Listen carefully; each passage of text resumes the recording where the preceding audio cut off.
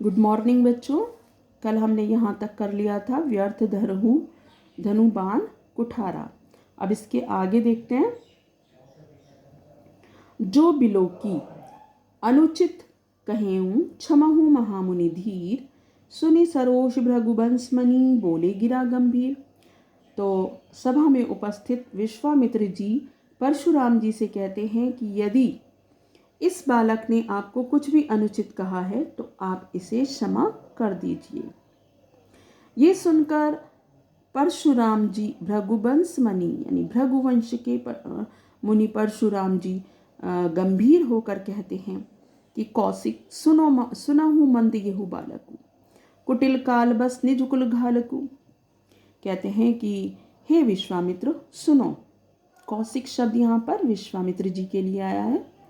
हे विश्वामित्र सुनो, ये जो बालक है ये बहुत ही मंद बुद्धि है, ये अपने कुल के लिए घातक है।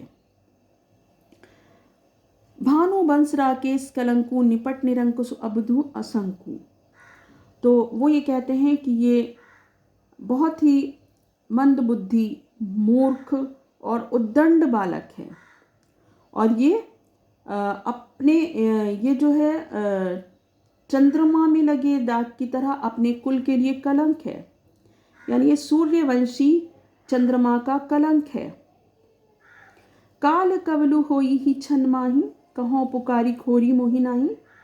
वही कहते हैं इसको काल का ग्रास बनने में एक पल भी नहीं लगेगा। मैं अभी पुकार कर कह देता हूं सबसे कि फिर मुझे कोई दोष मत देना। तुम्हा हटा कहूं जो चहूं उबारा, कहीं प्रतापु बल रोष हमारा। तो वो ये कहते हैं कि तुम अगर चाहते हो, इस बालक की सलामती चाहते हो, तो इसे मेरे प्रताप के बारे में, मेरे बल के बारे में और मेरे क्रोध के बारे में इसको बताओ और इसे शांत करो। लखन कहेऊ मुनि सुजस तुम्हारा, तुम ही अछत को बरने पारा। तो यहाँ पर जो लक्ष्मण जी हैं वो फिर कहते हैं, तो लक्ष्मण जी क्या कहते हैं, वो ये कहते हैं कि हे मुनिवर, आप अपनी वीरता का बखान, अपने यश का बखान, अपना वर्णन आपसे अच्छा कौन कर सकता है। आप अपने बारे में ज़्यादा अच्छा बता सकते हैं। अपने मुँह तुम आपनी करनी, बार अनेक भांति बहुबरनी। कहते हैं आप अपने मुंह से कई बार अपनी तारीफ कर चुके हैं, अपनी प्रशंसा कर चुके हैं, अनेकों बार आपने अपने बारे में वर्णन किया है। नहीं संतोषुता पुनि कछु कहू हो, जनि रिसरो की दुख सहू हो। तो वो परशुराम जी से कहते हैं कि यदि इतना सब कुछ कहने के बाद भी आपको संतोष ना हुआ हो तो आप फिर से कुछ कह सकते हैं। आप अपने आप को रोकिए मत, क्योंकि यदि आप अपने आप को रोकेंगे कुछ भी कहने से तो फिर आपको दुख होगा। तो जो आपके मन की बात है वो आप कह डालिए, आपको जो भी कहना है आप कह दीजिए। वीर व्रति तुम धीर अछोबा, गारी देत न पावहु शोभा। तो आगे कहते हैं कि आप एक वीर पुरुष हैं, वीर व्रत को धारण करने वाले हैं, जिनमें धैर्य और क्षमा व्याप्त है।